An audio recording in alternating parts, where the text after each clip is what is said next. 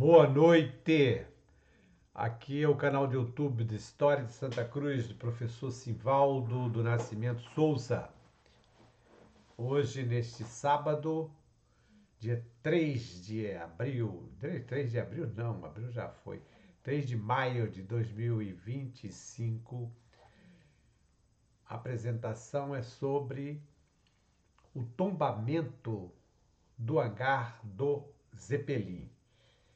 Trata-se da transcrição e comentário, transcrição de alguns trechos da ata do Conselho de Luminares, estou falando aqui Conselho de Luminares, esses conselheiros faziam parte do Instituto do Patrimônio Histórico e Artístico Nacional e, por determinação do ministro da Cultura naquela época, ministro Francisco Belfort, se reuniram em uma das salas emblemáticas do Museu Imperial, lá em Petrópolis, a sala da Constituinte, para tratar exatamente do tombamento do hangar do Zeppelin.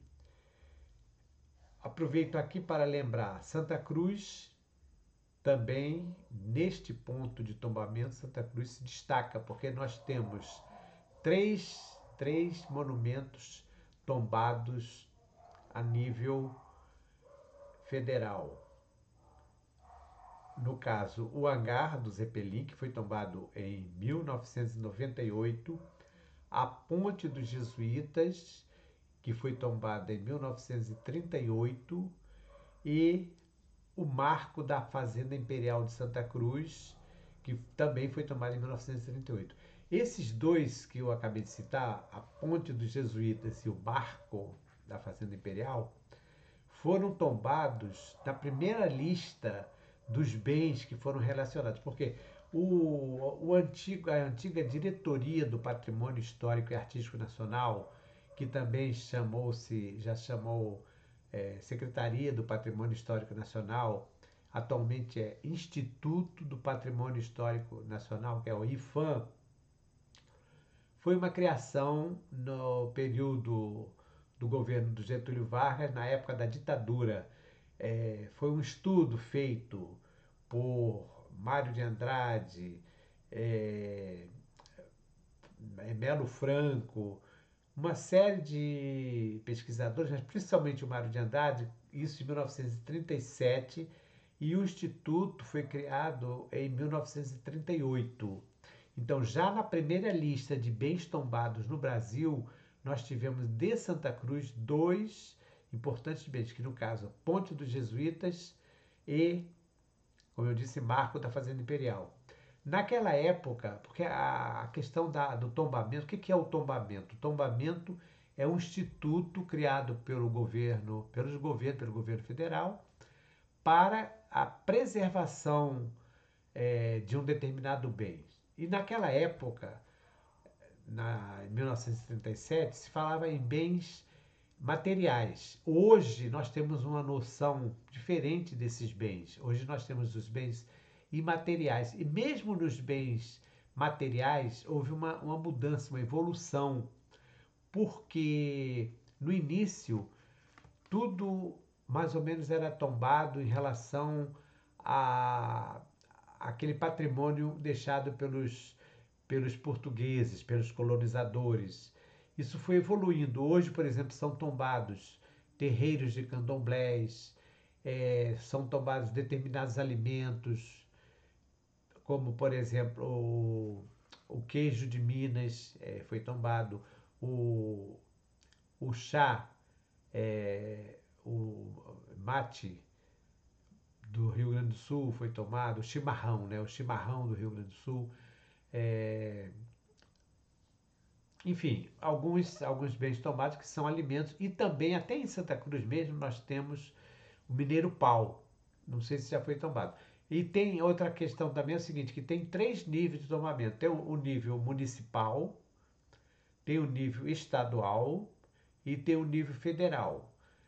como é que se acontece esse tombamento? Uma pessoa pode propor o tombamento. Geralmente é uma instituição, por exemplo, NOP, Núcleo de Orientação e Pesquisa Histórica, pode propor o tombamento. Quando nós criamos o NOP em 1983, nós fizemos a proposta de tombamento do Palacete Princesa Isabel, que é o Centro Cultural Municipal de Santa Cruz, Dr. Antônio Nicolau Jorge. Naquela época, não era tombado ainda. Então, nós fizemos um texto, eu escrevi esses textos, elaborei, fiz uma pesquisa, porque tudo parte a partir de uma pesquisa que se faz. Então, são levantados os dados da pesquisa, elenca todas aquelas informações, elabora-se um texto dizendo por que está se propondo o tombamento e encaminha. No caso, como se tratava de uma antiga escola, porque o prédio tinha sido o último funcionamento era uma escola, a Escola Princesa Isabel. Antes disso, como eu já falei anteriormente, ela funcionou como escola dos Estados Unidos, Escola Santa Isabel, Escola Técnica Santa Cruz, até que quando chega na década de 60, se transforma no Ginásio Princesa Isabel, que era do Estado, e depois Escola Municipal Princesa Isabel. Então, esse tombamento foi a nível municipal, como também o Marco 11. O Marco 11 também é tomado a nível municipal. Quando um determinado bem, além de ter a importância, a relevância municipal, estadual, também tem uma relevância, um significado para o patrimônio nacional, propõe-se que seja feito tombamento também a nível nacional. E foi exatamente o que aconteceu com o hangar do Zeppelin. O hangar do Zeppelin foi tombado em 1992 como um patrimônio do município do Rio de Janeiro, e 98 foi tombado como um patrimônio nacional. Então houve uma evolução. Existem alguns bens que são tombados a nível estadual. Por exemplo, o coreto de Sepetiba, que fica lá na Praça de Sepetiba, na Praça Washington Luiz, que tem aquele coreto bonito, ele é tombado a nível estadual. Então nós temos alguns bens estaduais. Agora, a relevância maior, claro, é a nível federal. E nós temos aqui em Santa Cruz esses três monumentos que eu falei: a Ponte dos Jesuítas, o Marco da Fazenda Imperial e o Hangar do Zeppelin.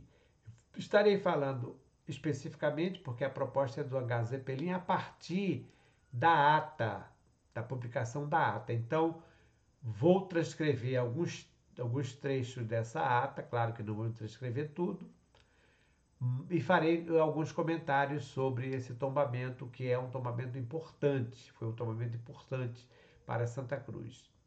Mais ou menos na mesma época do tombamento, foi lançado pelos Correios, os Correios, como também já tive a oportunidade de fazer comentário aqui, tem os lançamentos dos selos, assim como a Casa da Moeda também faz lançamento de moedas, que são selos e moedas comemorativos. Então, os Correios, quando houve uma efeméride, uma data comemorativa do hangar, se eu não me engano, acho que foram 80 anos da construção do hangar, os Correios lançaram um selo com o carimbo, porque tem o carimbo de primeiro dia de circulação. Quem é filatelista, quem coleciona selo, quem é apaixonado por filatelia, por selos de Correios, sabe disso. Quer dizer, por exemplo, quando se faz o lançamento, tem o primeiro dia de circulação, então às vezes, dependendo do selo, da importância, do interesse, se faz também uma postagem específica com um cartão e um carimbo de primeiro dia de circulação. Aquele carimbo é usado somente naquele dia e o selo é carimbado. Então, aquele selo para o filatelista, para o colecionador, tem um valor muito maior. E esse valor, que é um valor de estimação, é um valor de coleção, ele se transforma, obviamente, com o passar do tempo, em valor também monetário. Tanto é que tem selos que custa uma fábula. Quem conhece, quem coleciona, quem é filatelista, sabe muito bem disso, que os selos no Brasil e no mundo, eles valem milhões, dependendo de onde que seja o selo. Atualmente, como nós não temos mais hábito de escrever cartas, né? Eu escrevia muitas cartas, eu tinha correspondência no Brasil, no exterior.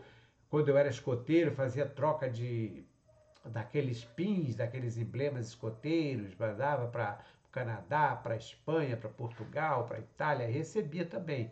E nisso eu aproveitava também e colecionava cera. Eu nunca fui um filatelista, um colecionador, porque o filatelista ele precisa ter uma metodologia técnica, materiais, não pode sair colando selo assim, tem que saber fazer a seleção e tem toda uma técnica, aquela questão dos picotes e tudo mais.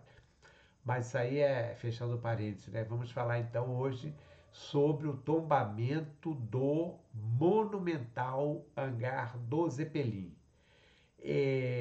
Ressaltando aqui, enfatizando aqui, que esse tombamento, pelas atas que eu andei conferindo, pela participação, foi um tombamento importantíssimo, porque ele contou com a presença de luminares, que são pessoas experts, são arquitetos, museólogos que deram parecer. Então, pela ata, pelos nomes, vocês vão ver que são realmente foi um evento.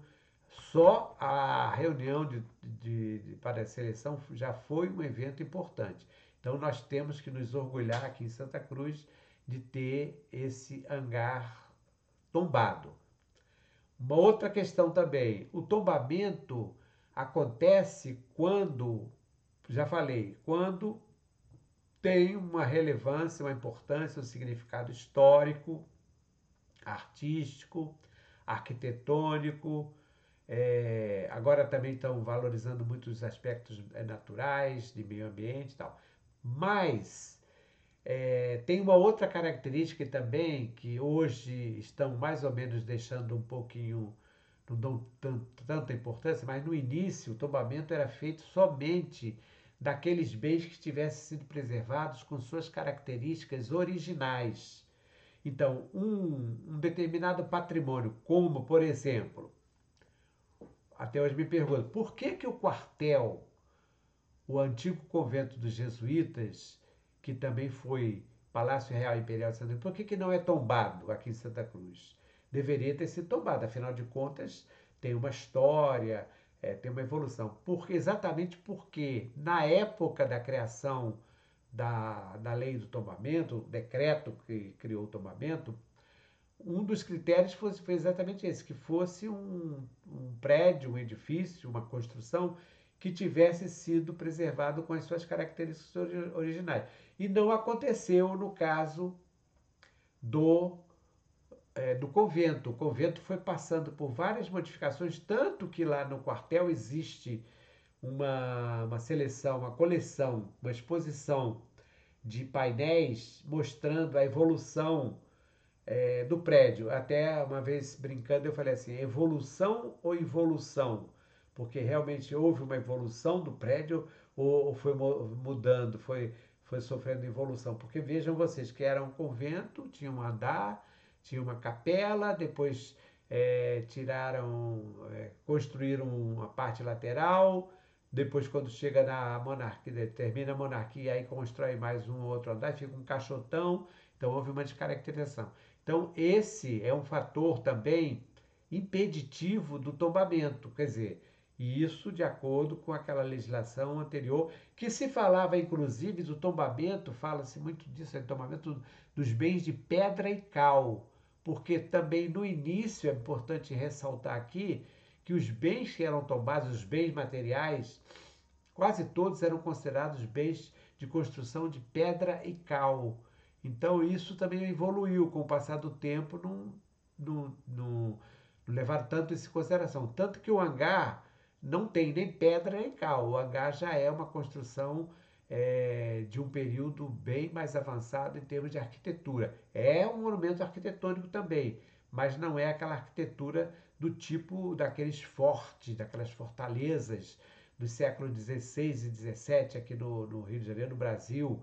Tem várias aí, no Rio de Janeiro, por exemplo, tem no Leme, tem aquela fortaleza, tem lá na Urca, que foram fortalezas construídas para a proteção do litoral. E até mesmo em Santa Cruz nós tivemos os fortis, que também não existem mais.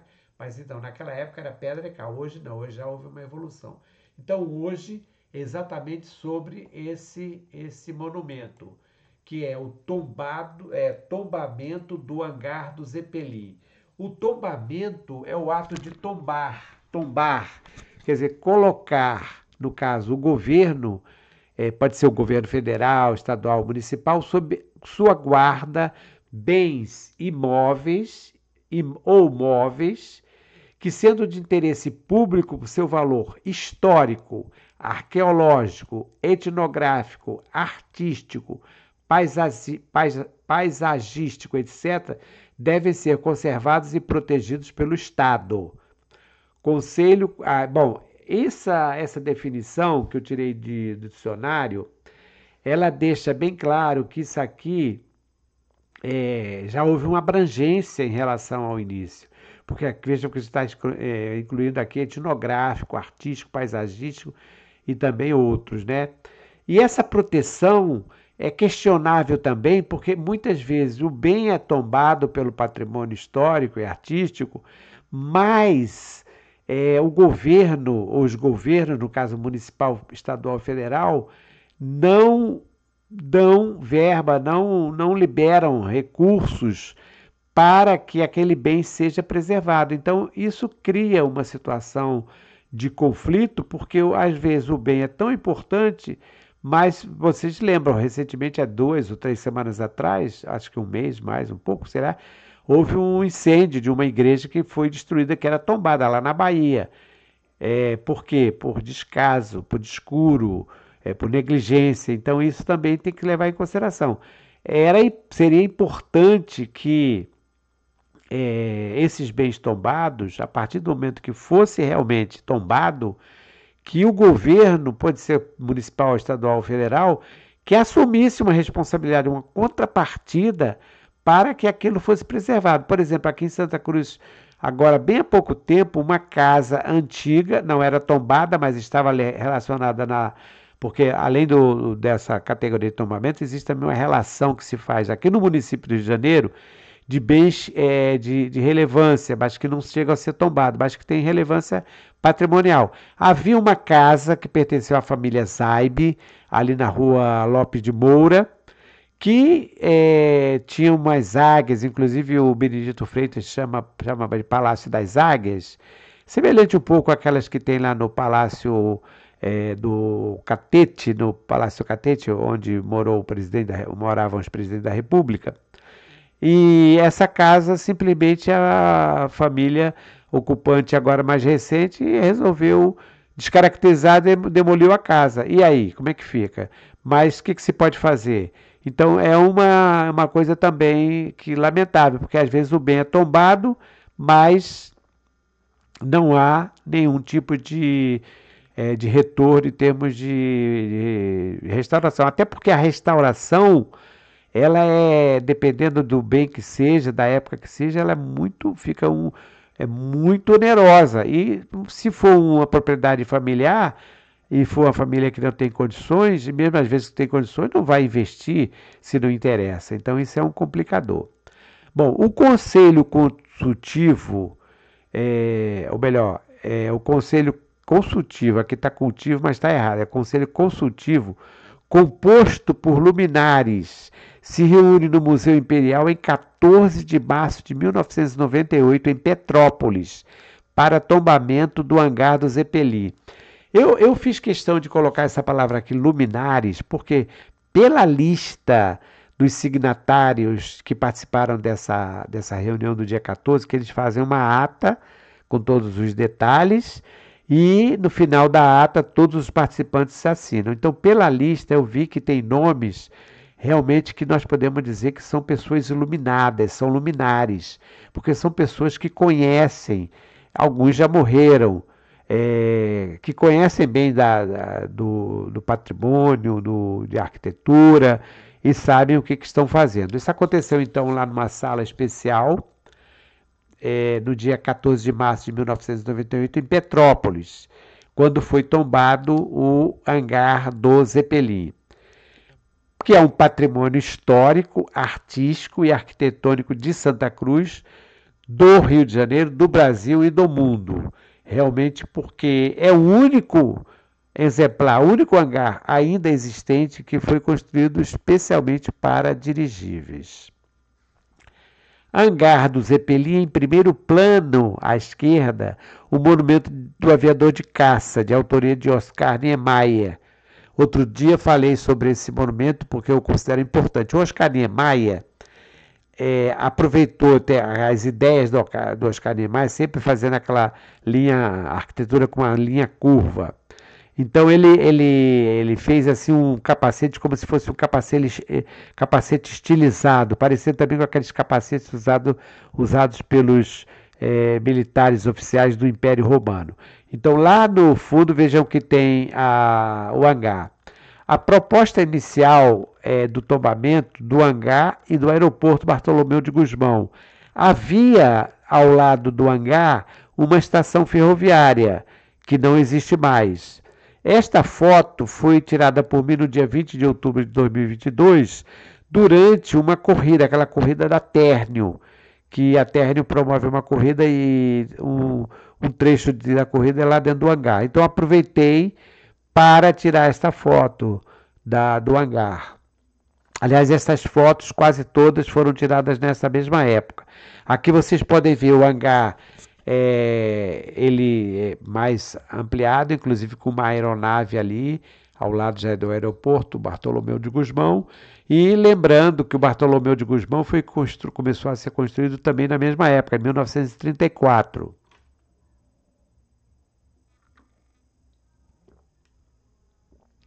E foi inaugurado no mesmo ano da inauguração do Santos Dumont.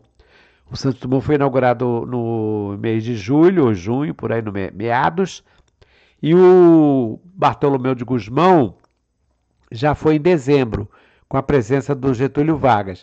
Só comparando aqui, a pista do aeroporto Bartolomeu de Gusmão é maior, bem maior do que a do Santos Dumont. Tanto que algumas aeronaves não podiam aterrissar no Santos Dumont e vinham para Santa Cruz. Também foto que eu tirei, mas aqui já não é mais 2022, foi este ano, agora em março, agora recentemente, eu até fiz uma apresentação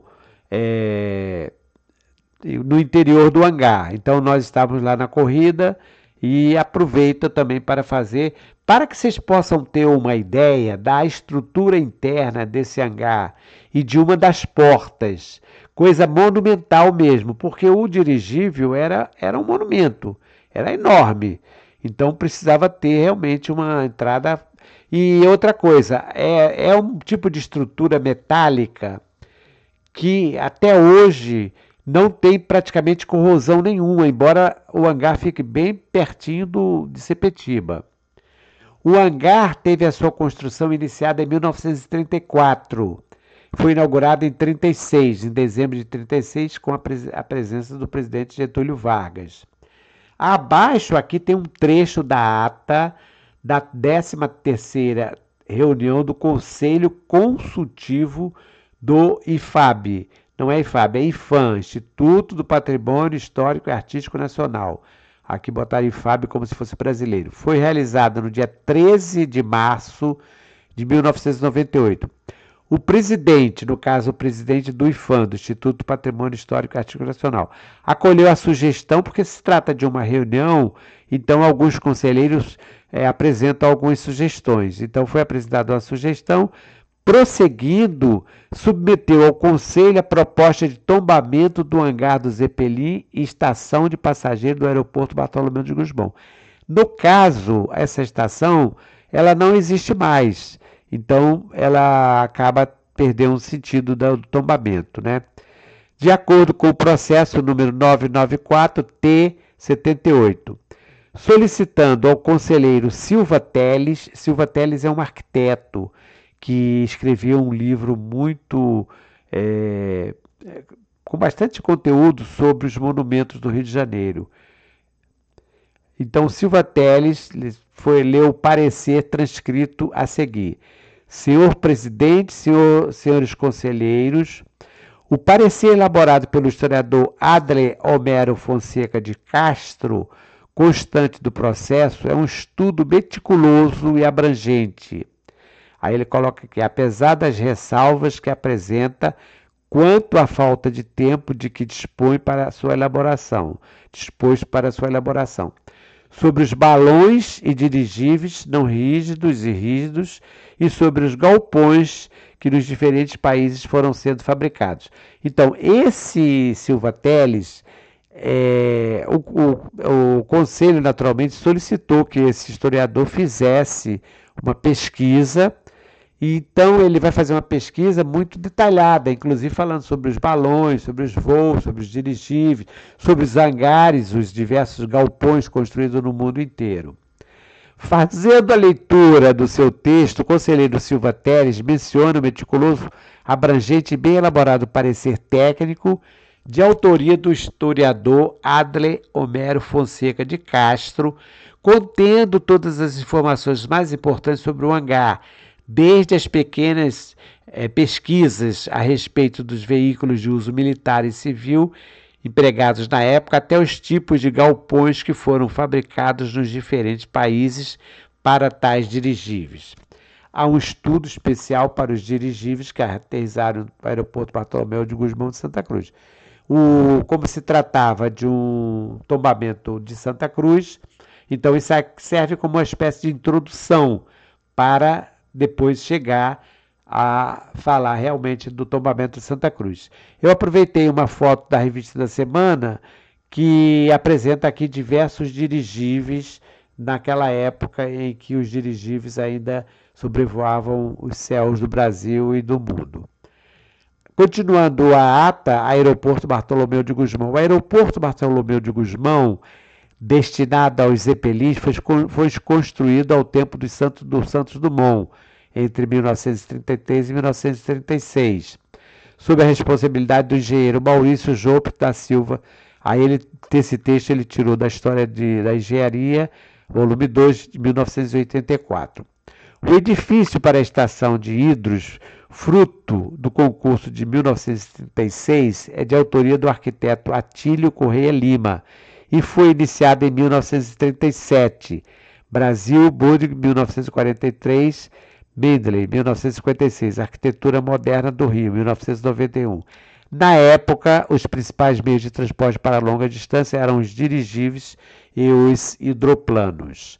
Então, isso aqui é um trecho da ata da 13ª reunião do Conselho e o Silva Teles está exatamente fazendo a leitura para que os conselheiros possam ter uma ideia geral e depois eles deem seus pareceres, porque isso aqui é uma reunião que vai consultiva para definir se vai ou não ser tombado.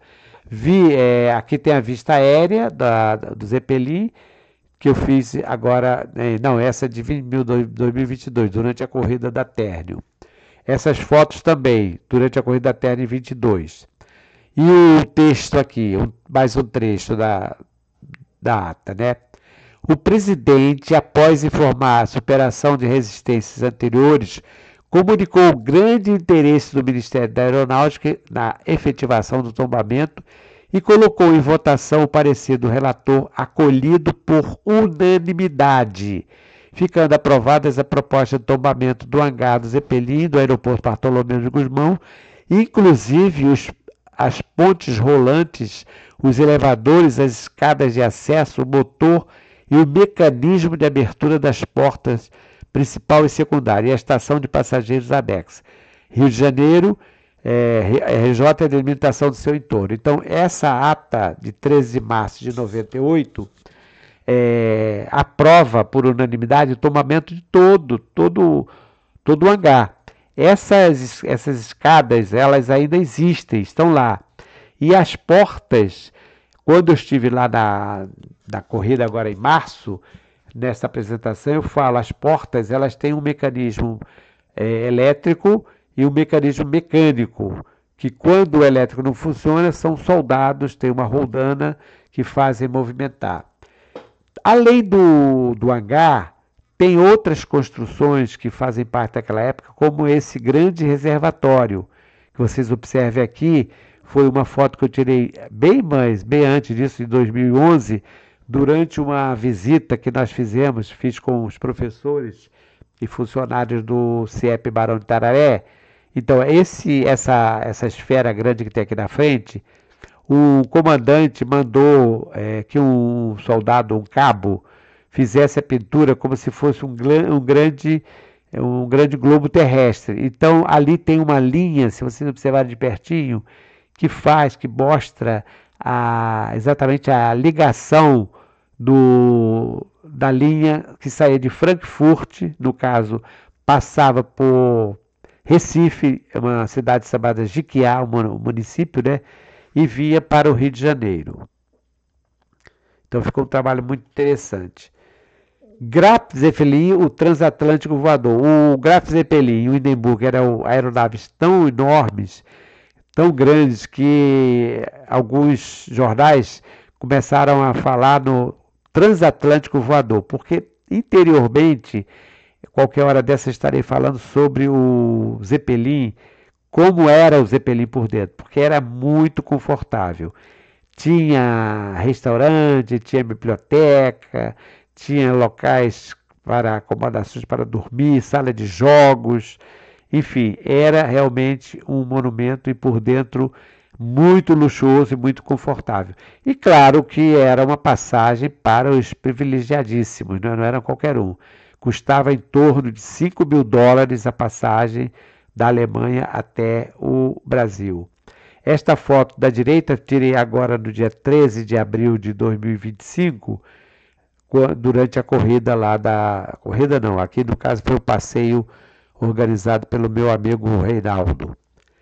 Novamente aqui da esquerda a esfera, foi a mesma foto que eu fiz um recorte, e aqui uma foto tirada da internet mostrando o Hindenburg sobre a cidade do Rio de Janeiro. O Hindenburg era ainda maior do que o Graf Zeppelin, e ele chegou também a Santa Cruz, mas foi o Hindenburg que acabou explodindo, pegando fogo. Representante da era de ouro dos dirigíveis e dos aerostatos, o hangar do Zeppelin de Santa Cruz é uma referência arquitetônica da década de 1930 e impressiona por suas dimensões. Vejam vocês, são 274 metros de comprimento, 58 metros de largura e 58 metros de altura. Às vezes, isso varia um pouco, porque essas medidas foram tiradas e talvez 1 centímetro a mais, 1 centímetro. Eu já li, por exemplo, que era 271 metros, mas então aqui são 274 metros. Esse texto foi tirado do site do Arquivo Nacional. Aí aqui tem a pergunta: você sabia que existe um hangar para dirigível no Rio de Janeiro? O chamado hangar dos Zeppelins está localizado na base aérea de Santa Cruz, na zona oeste da cidade, inaugurado há 87 anos, em 26 de dezembro de 1936. Ele é um dos únicos hangares para dirigíveis ainda existentes no mundo. Por sua grande importância histórica e cultural, teve seu tombamento definitivo aprovado pelo Conselho Municipal de Proteção do Patrimônio Cultural do Rio de Janeiro em 1992, que eu falei lá na frente. Então, pelo município foi em 92 e a nível federal, pelo IFAM, em 98. Então ele é tombado em dois níveis, como eu expliquei anteriormente. Hangar do Zeppelin da Base Aérea de Santa Cruz, em 2016, Arquivo Instituto Patrimônio da Humanidade, IRPH, que atualmente é um instituto que está substituindo o antigo Conselho do Patrimônio. Então, quando se faz a proposta para o tombamento, recentemente eu fiz uma proposta no ano passado, até agora estou aguardando a solução do tombamento do monumento em homenagem ao saneador, ao engenheiro Carlos Ceilhão Filho. Fiz a justificativa, porque qualquer uma pessoa pode fazer. Claro que se for uma instituição de credibilidade, né, eles levam mais em consideração. Então, aqui tem a entrada do Graf Zeppelin, como é que ele entrava no hangar, né? Local emblemático no Museu Imperial Petrópolis, Rio de Janeiro, para decisão sobre o tombamento do hangar do Zeppelin. Tem a ata dos signatários, aqueles que participaram, e o local da reunião no Museu Imperial, que foi convocada por ordem do ministro Francisco Belfort. Então, dando muita importância. Então, aqui tem o Glauco Campelo, Anjo Oswald, Silva Teles, Campo Fiorito. Aí tem aqui a Dona Maria Conceição Beltrão, que era arqueóloga. Então, alguns inclusive já morreram. São arquitetos, como eu falei, são lumiares, foram pessoas que deram o seu parecer final para o tombamento do hangar. E o hangar foi tombado, então, em 1998, como já foi pontuado aqui, pelo IFAM, em 1992, pelo Patrimônio do Rio de Janeiro. 274 metros de comprimento, 58 metros de altura e 58 metros de largura. Realmente é um monumento. Achei muito interessante essa placa, que fica aqui tá pequenininha, mas tem uma palavra aqui, palavra não, um palavrão em alemão, do nome da empresa que construiu o hangar, porque como ela foi construída por uma empresa alemã, naturalmente com a participação dos brasileiros, então tem a placa aqui, ó, Gutensfunesgascha, não sei mais o que lá, é enorme, são até para contar as letras aqui, mas é uma empresa alemã e está lá a placa para marcar. E o material, tanto das telhas, como das janelas ainda de vidro, como material interno, é tudo material vindo da Alemanha. Então, a importância do hangar é muito mais do que relevante e justifica, claro, para o tombamento do hangar do Zeppelin. Então, nessa nossa apresentação de hoje, né, neste sábado, dia 3 de maio, não 3 de abril, 3 de maio de 2025, falamos sobre o tombamento do hangar do Zeppelin, que é um patrimônio histórico, artístico, arquitetônico de Santa Cruz, do Brasil e do mundo. Então, um abraço a todos e até uma próxima oportunidade. Aqui é o canal de História de Santa Cruz, do professor Simvaldo do Nascimento Souza. Obrigado a você por estar nos acompanhando aqui. Até uma próxima.